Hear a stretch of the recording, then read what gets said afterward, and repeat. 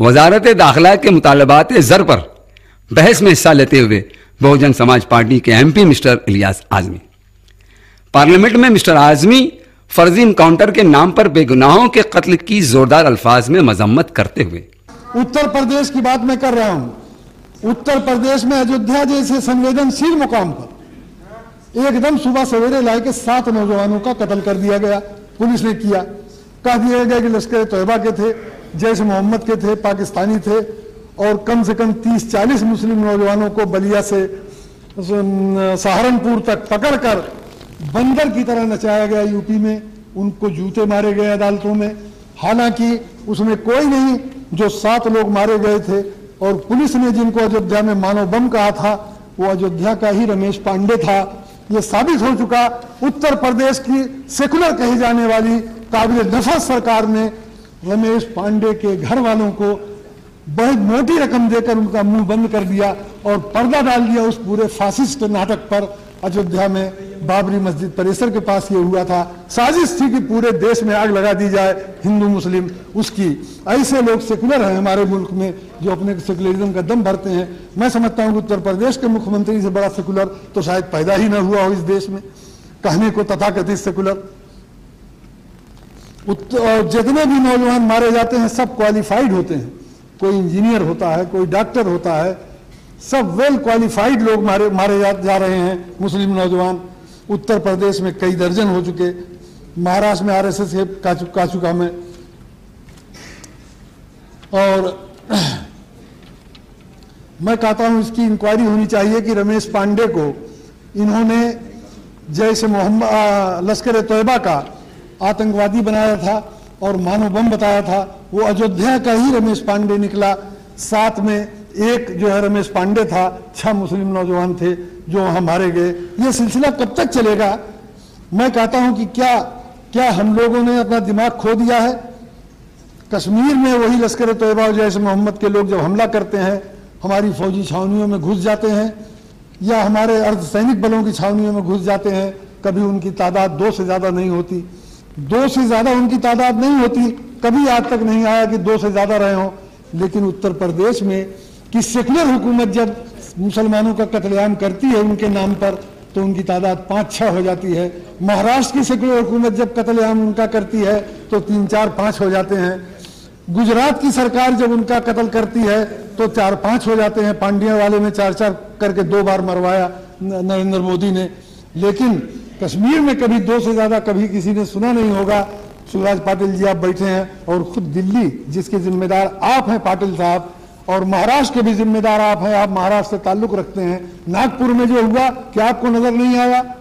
क्या Khwaja Yunus murder case आपको नजर नहीं आया? और मैं कहता हूं कि पुलिस के जितने बड़े अफसरान हैं ये सब राजनीतिक आकाओं के इशारे पर ये कत्ल करते हैं।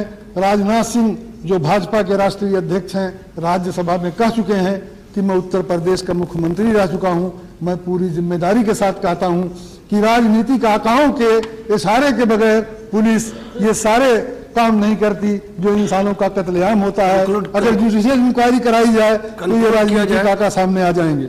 माननीय सदस्य कंक्लूड करें। नहीं, मैं मतलब ज्यादा टाइम नहीं दिया मैंने अभी। मैं एक बात और कहूंगा, पाटिल साहब बैठे हैं, दिल्ली पुलिस ने भी कम से कम कई दर्जन मुस्लिम नौजवानों को लश्कर तैयबा का और जैश मोहम्मद का कह के कत्ल किया है। उनमें एक भी गुनाहगार नहीं था। सब लाए हैं घर से अपनी सांप्रदायिक भावना की तस्कीन के लिए।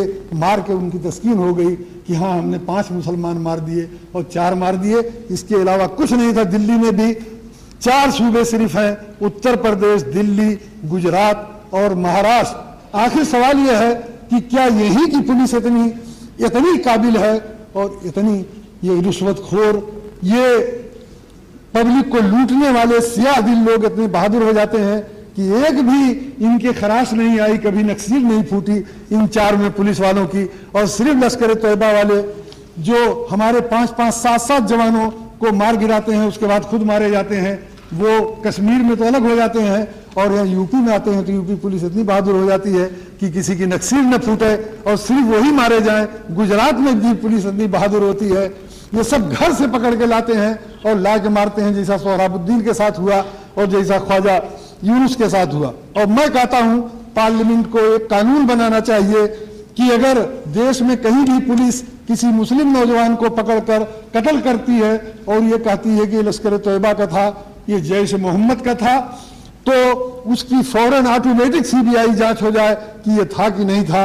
दूसरी बात है कि अगर वो पाकिस्तानी था, जैसे अयोध्या में कह दिया उत्तर प्रदेश सरकार ने कि सब के सब पाकिस्तानी थे, तो मैं ये पूछना चाहता हूं कि उन पाकिस्तानियों की नापाक लाशें पाकिस्तान को क्यों नहीं हवाले की गई, हमारी पवित्र धरती में उनको क्यों दफन किया गया अगर वो पाकिस्तानी थे।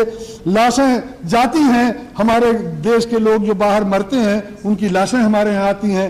तो आज से ये तय कर दिया जाए, पार्लियामेंट ये कानून बनाए कि जो पाकिस्तानी आतंकवादी यहाँ मारा जाएगा उसकी लाशें पाकिस्तान भेजी जाएंगी।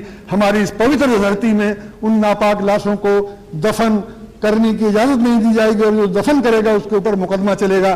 दोस्तों, कह देना बड़ा आसान है, कल इलियास आजमी को भी आप गोली मार दें और कह दें वो पाकिस्तानी था इसलिए उसका नाम इलियास आजमी है। ये कैसा वो है? ये कानून तो पार्लियामेंट को बनाना ही चाहिए अगर सेकुलरिज्म की हिफाजत रखनी है, सेकुलरिज्म को इस मुल्क में बाकी रखना है। समाप्त कीजिए। सेकुलर अपने को कहने वालों से अगर सेकुलरिज्म को बचाना है तो ऐसा कानून बनाना पड़ेगा कि जब किसी को लश्कर तैयबा और जैश मोहम्मद के नाम पर किसी मुस्लिम नौजवान को पुलिस कत्ल करे, सियासी आका कत्ल करावे, तो उसकी सीबीआई जांच ऑटोमेटिक हो, किसी को जांच देने की जरूरत न पड़े।